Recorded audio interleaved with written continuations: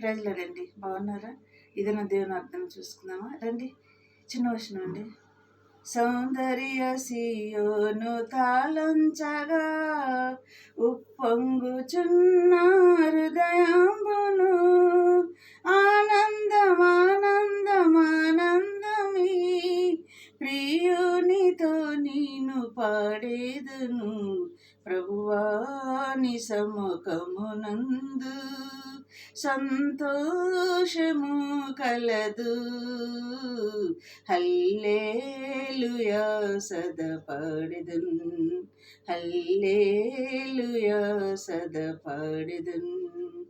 ఇది నువ్వు దేవుని వాగ్దానం చూసుకుందామండి. యెషయా 66:12 చూసుకుందామండి.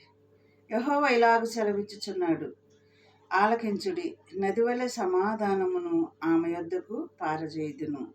మన యొద్దకే, ఆమె యొద్దకంటే మన యొద్దకే సమాధానం ఇచ్చే దేవుడు ఆయన.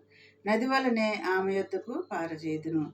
మీరు జనముల ఐశ్వర్యము అనుభవించినట్లు, జనముల ఐశ్వర్యమును మనం అనుభవించినట్లు ఒడ్డు మీద పొర్లిపారు జల ప్రవాహం వలె దేవుడు మన యొద్దకు పంపుతానంటున్నాడండి. ఇది నా వాగ్దానం అండి.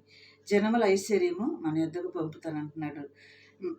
మీ మీ యొద్దకు దానిని రాజెద్దును. మీరు సంకన ఎత్తుకొనబడెదరు. ఎవరి సంకన? దేవుని సంకన మనం ఎత్తుకొనబడేదము. ఈ దినం వాగ్దానం అండి. చక్కటి మాటలు. ఇటు మాటలను బట్టి మనం ఏం చేద్దాం? ప్రార్థన చేద్దామా? ప్రభు రాకడికి సిద్ధపాటు కలిగి ఉందామా?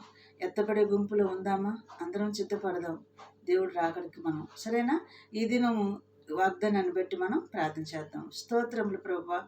అయా, జనముల ఐశ్వర్యం మా యొద్దకు మలుపుతానని చెప్పిన దేవుడు మమ్మల్ని ఆశీర్వదించి దీవించిన ఆయన ఇహపరమందున అయా నీ రాజ్యంలో కూడా మమ్మల్ని ఆశీర్వదించి దీవించమని నజరేడే నేసే నామలు అడిగి వేడుకొంచున్నాము తండ్రి. ఆమేన్. God bless you.